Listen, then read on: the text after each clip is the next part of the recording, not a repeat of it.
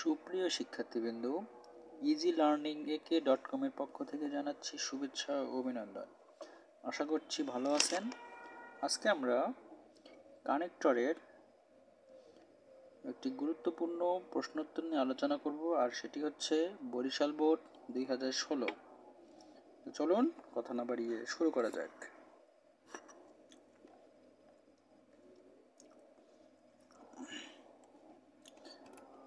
প্রথমে দেখি, a hare is very speedy animal.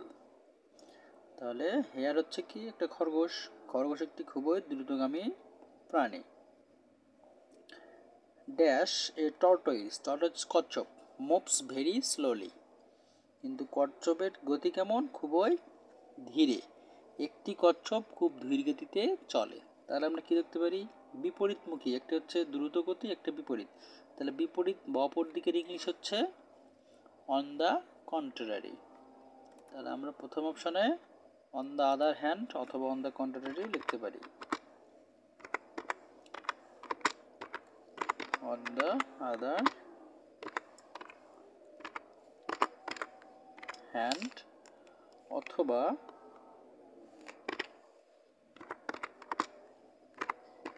on the contrary লিখতে পারি। অপর দিকে খরগোশ, একদিকে হচ্ছে খরগোশ দ্রুত গতিতে চলে, অপর দিকে কচ্ছপ ধীর গতিতে চলে। এ টর্টয়েস, আচ্ছা 2 নম্বর, dash it is a heavy shell in its back. এর পিঠে একটি ভারী শেল রয়েছে। এর পিঠে একটি ভারী শেল রয়েছে। কারণ, কেন? যখন ফলাফল আগে আর কারণ পরে হয় তখন আমরা বিকজ, সিন্স, অ্যাজ লিখতে পারি।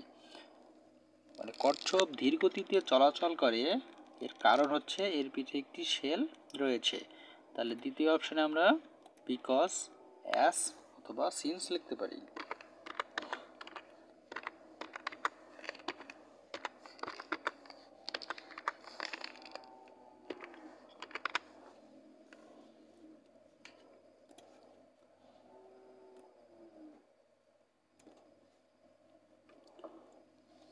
Three number, dash its legs are short.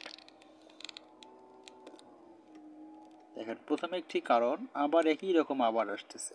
তাহলে যখন একই রকম বারবার আসে তখন আমরা এর আগে বলেছি যে বিসাইড অথবা ইন এডিশন লিখতে পারি।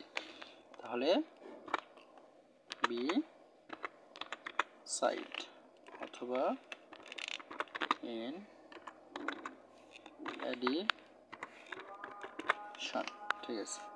তাহলে এর কারণ হচ্ছে প্রথমে কচ্ছপের একটি কথা হচ্ছে যে তার পিঠে একটি শেল আছে, আবার বলছে তার পাগুলো ছোট।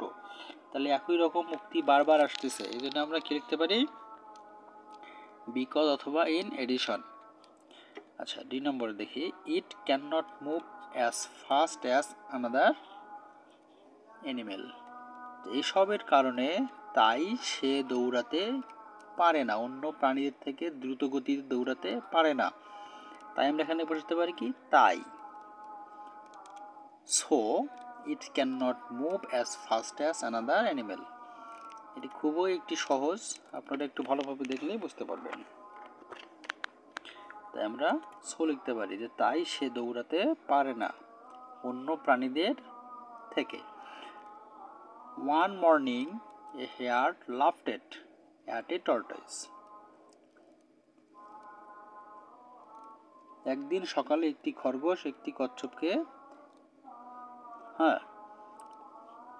ফর ইটস স্লো মোশন, সে ধীরগতিতে চলাচল করে, এটির জন্য একটি খরগোশ একটি কচ্ছপকে কি করলো? দেখে হাসাহাসি করলো। The hare asked the tortoise to run race. কিসের জন্য করলো? প্রতিযোগিতা করার জন্য বলল। আর একটু আসছে দেখেন, dash the tortoise feel heart.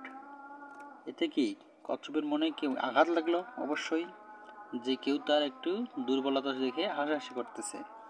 It agrees to the proposal of the hare, এবং সে তার প্রস্তাবে রাজি হলো। কার প্রস্তাবে? খরগোশের। যখন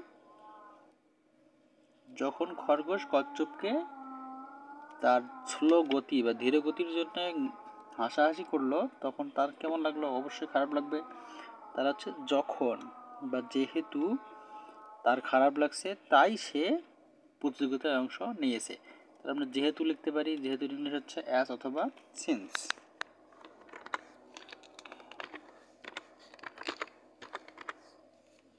তাহলে শেষেরটাতে আমরা সিন্স অথবা অ্যাজ লিখতে পারি। যেহেতু সে খুবই মর্মাহত হয়েছে তাই সে প্রতিযোগিতায় অংশ নিতে রাজি হয়েছে। পরবর্তী পাঠে আমরা কুমিল্লা বোর্ড 2015 নিয়ে আলোচনা করব। সে পর্যন্ত ভালো থাকবেন। ধন্যবাদ।